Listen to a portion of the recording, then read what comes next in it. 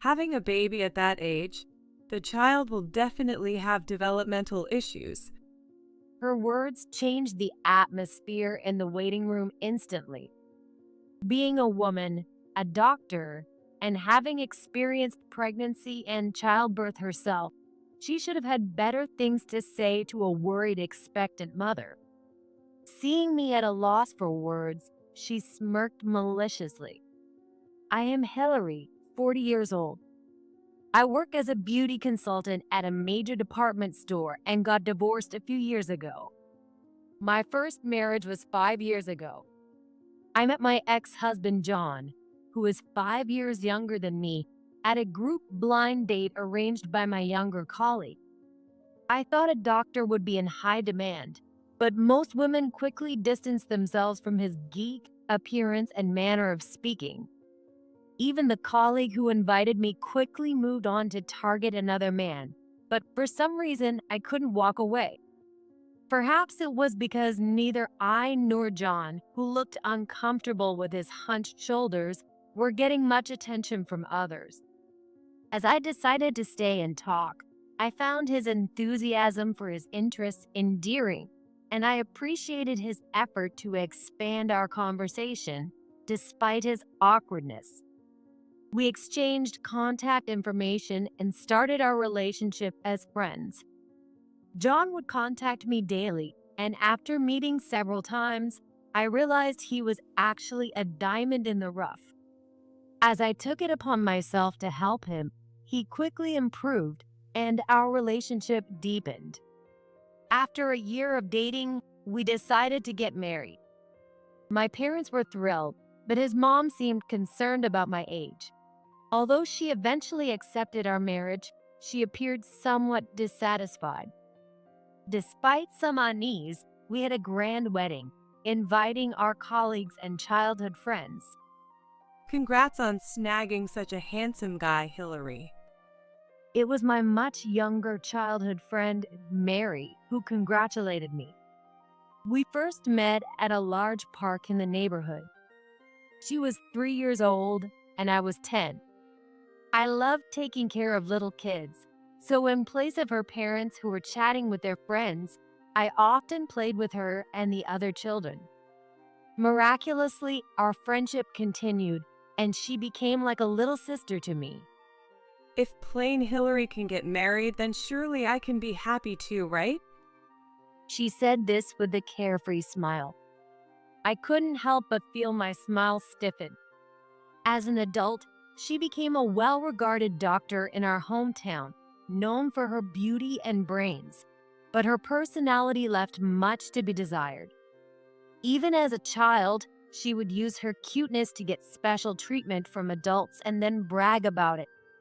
When I told her I chose a career in beauty, she laughed and said, "No matter how hard you try, there are things you're born with, but you might be a good example for those people." Because of comments like that, I've never seen her with any female friends besides me. I invited her to the wedding because John said he wanted to invite his childhood friends. But honestly, if it hadn't been for our long history, I might have cut ties with her. Still, she came to celebrate, and seeing her hit it off with John over their shared profession made me feel uneasy. But I reminded myself that I was the one beside him. I was the one who saw potential in John, who was only interested in anime and overlooked by others. At the time, I believed without a doubt that I had found happiness that everyone envied. But reality was harsh, and happiness only lasted the first year.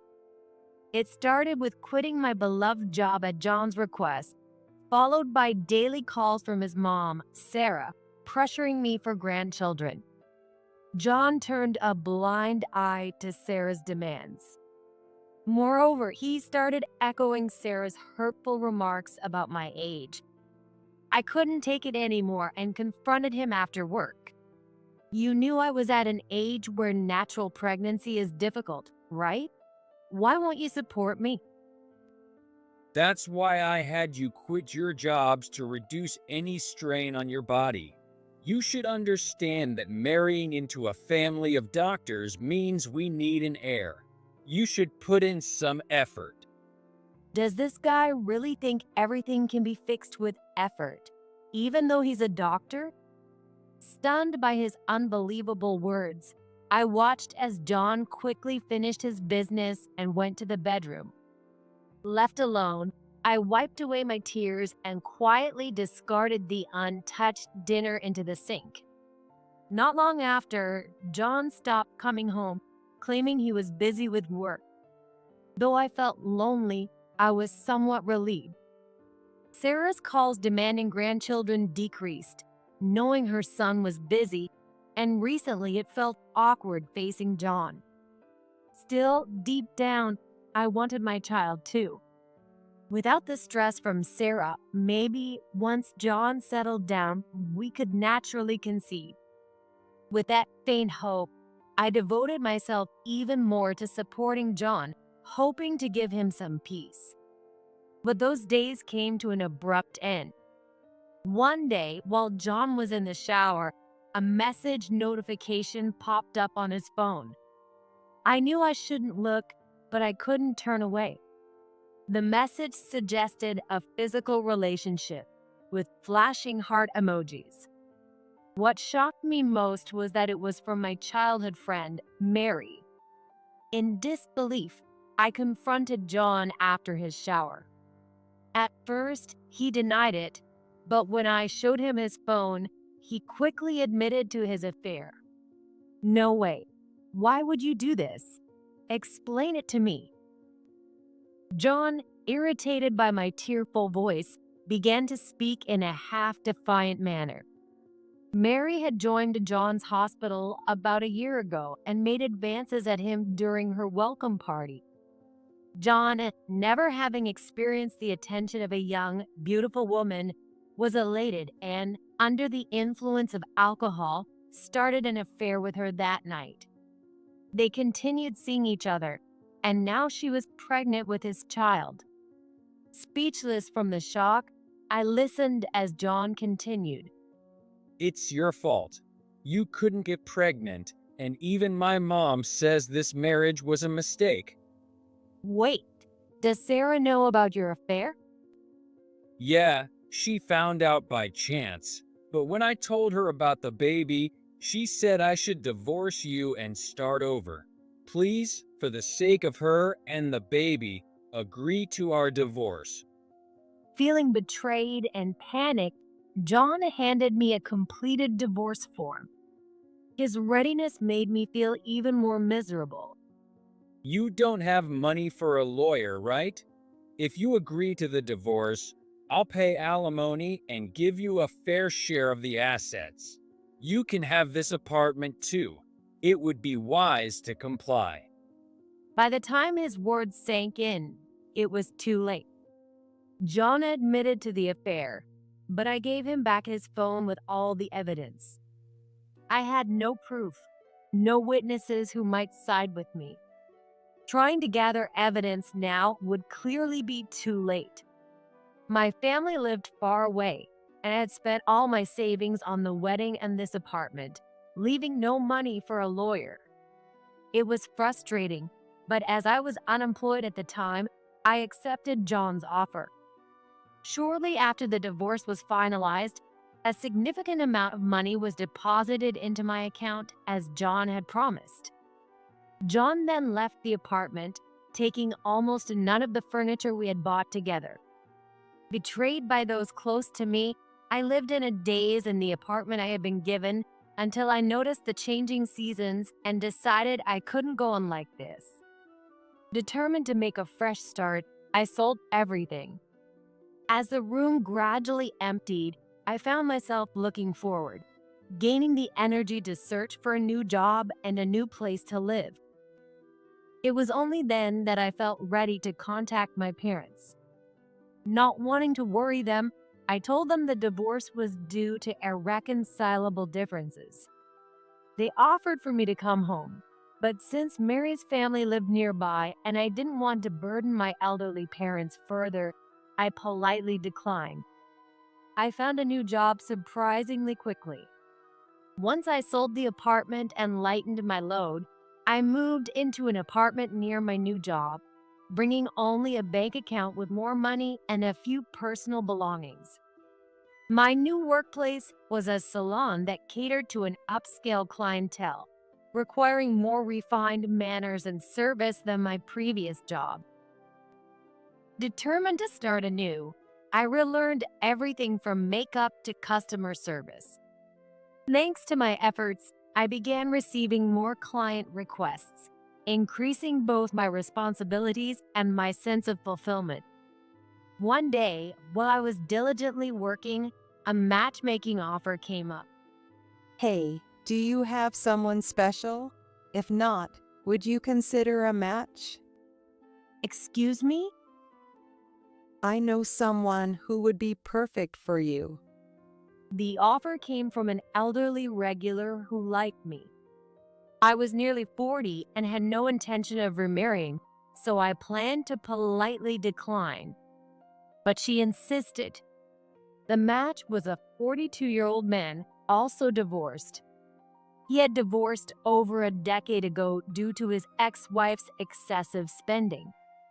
If the introduction had come from a relative, it might have been easier to refuse, but it was a valued client.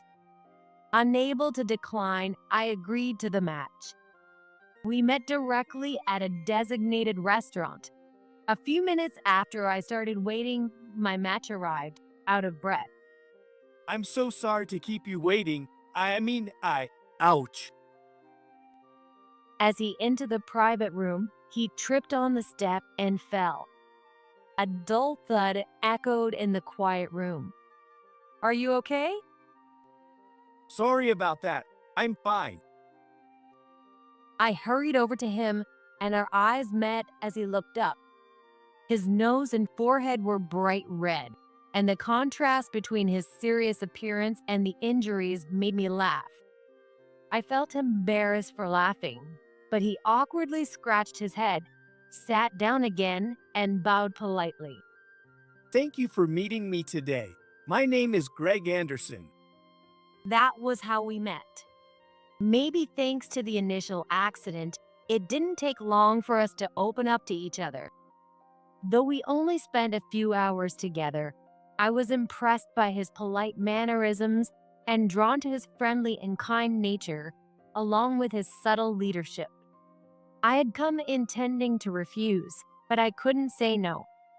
Rather, I wanted to see him again. Greg treated me like a treasure, a feeling of happiness I hadn't experienced with John. After a year of dating, Greg proposed, and we decided to get married. Although my parents were initially cautious due to it being my second marriage, they grew fond of Greg after meeting him. Instead of a formal ceremony, we rented a restaurant and held a modest wedding reception with just close family. There were no fancy dresses or elaborate decorations, but it was far more comfortable than the wedding with John.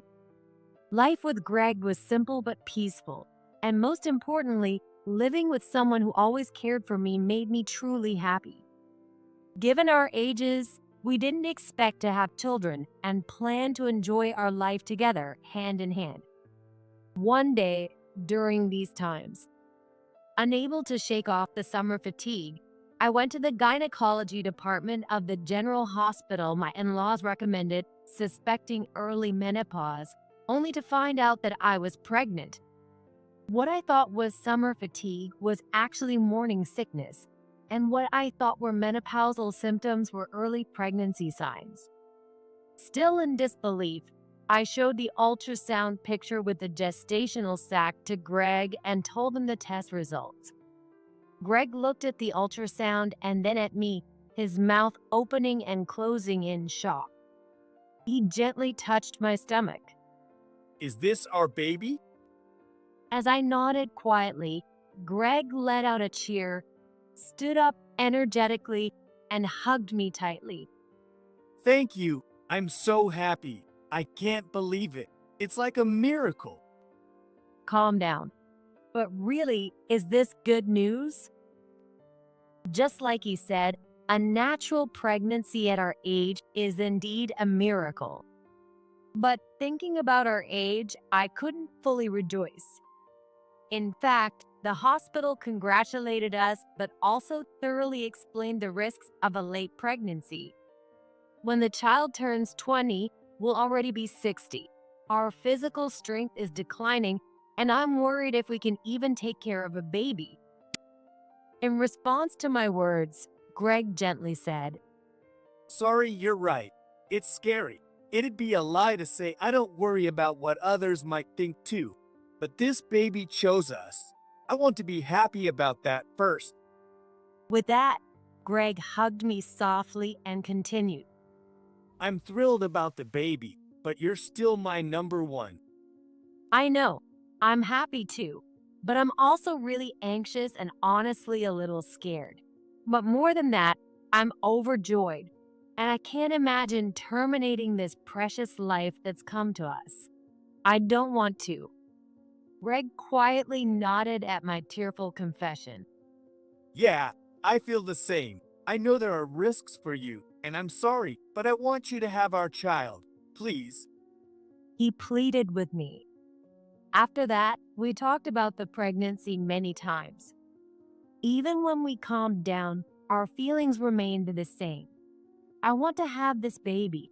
If possible, I want you to have the baby. We made up our minds and informed the doctor during the second checkup that we would proceed with the pregnancy and began making preparations. The obstetrician was experienced and very supportive, and the large, well-equipped hospital with a solid track record was reassuring. We then shared the miracle with our parents. Both my parents and his were surprised but supportive, and when we told them we were determined, they said they would help whenever needed. Later, I completed the necessary paperwork for pregnancy and childbirth. Then came the day for another checkup. Greg, who usually accompanied me, had an unmissable work commitment, so I was alone today. Remembering Greg reluctantly leaving for work after saying, "Call me immediately if anything happens," made me smile. My morning sickness had started to ease, and the baby was growing well. While flipping through a childbirth and parenting magazine in the waiting room, Is that Hillary? I heard a familiar voice that made my heart ache. It was my childhood friend, Mary, dressed head to toe in flashy designer brands. Oh my gosh, it's been ages. Still as plain as ever. How have you been? I've been good. Feeling uncomfortable, I lowered my gaze.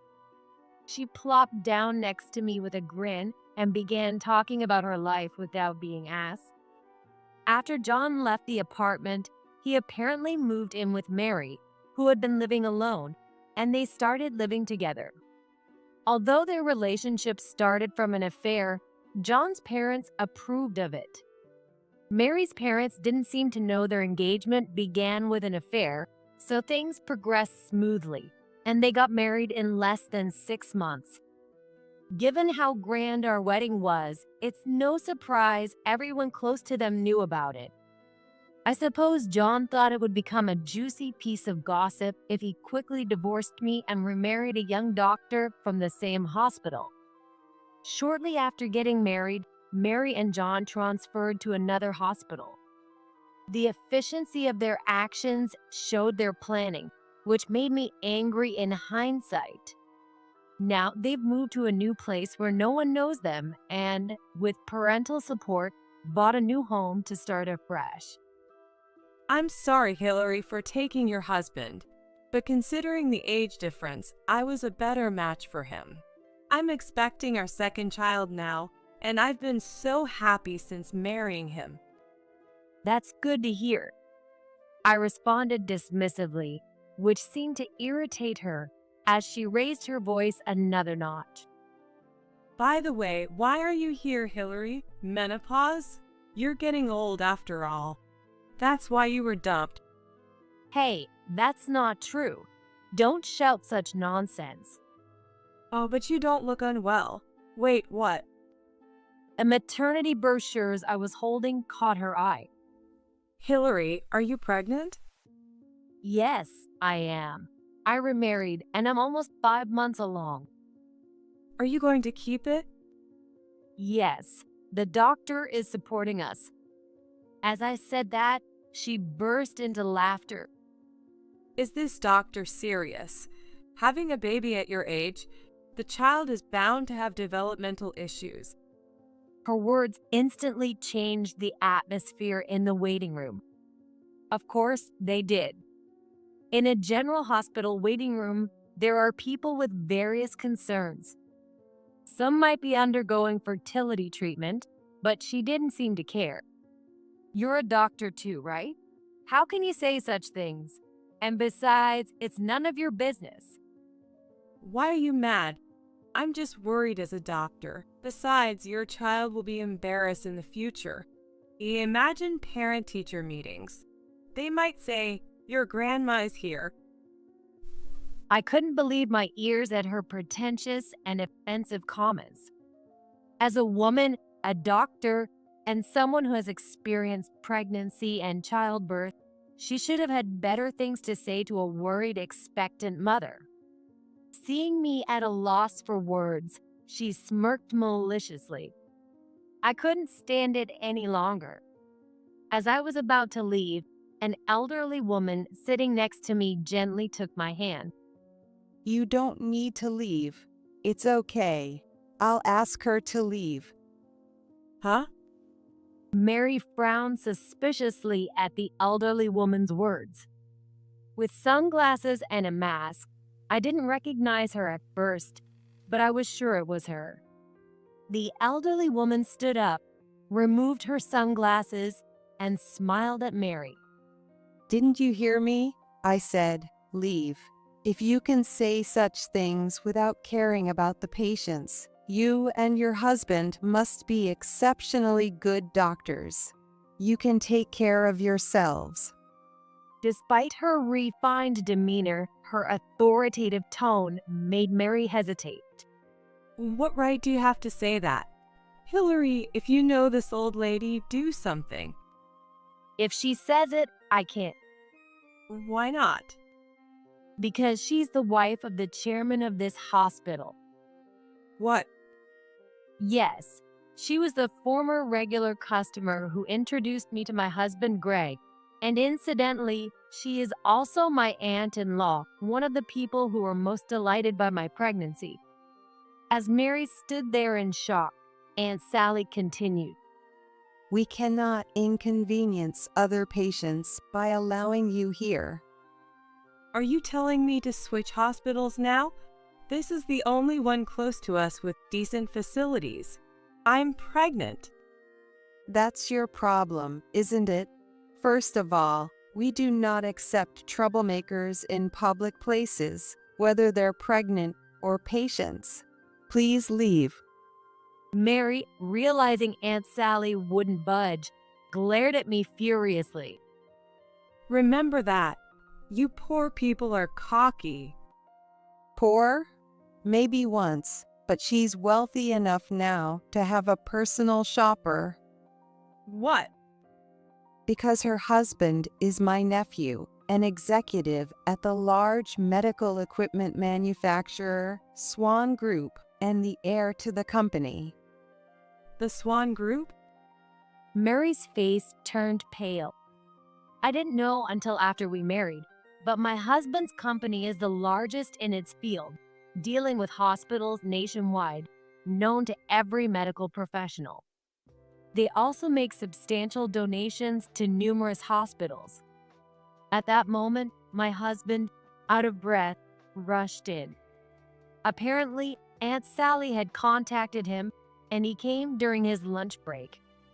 Usually gentle, his face was now filled with anger.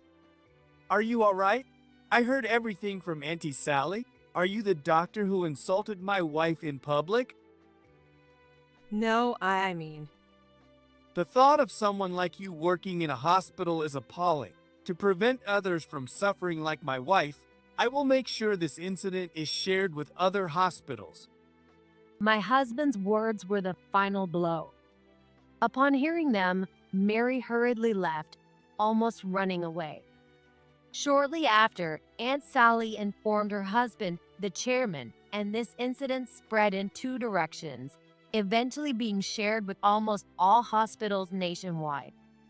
Apparently, Mary's arrogant attitude had often antagonized patients before, and her employer had been unhappy with her for some time. The same applied to John, and both ended up on a blacklist. Almost no hospitals were willing to hire them as a couple. Sometime later, I received an angry call from Mary.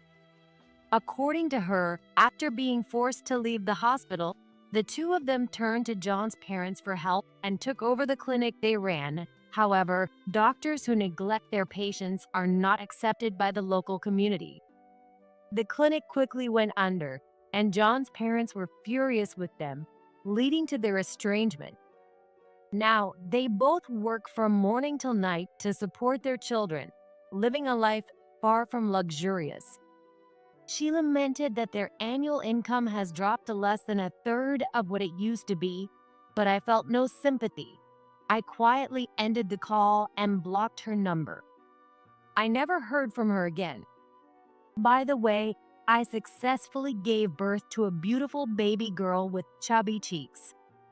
She drinks plenty of milk, sleeps well, and is growing healthily.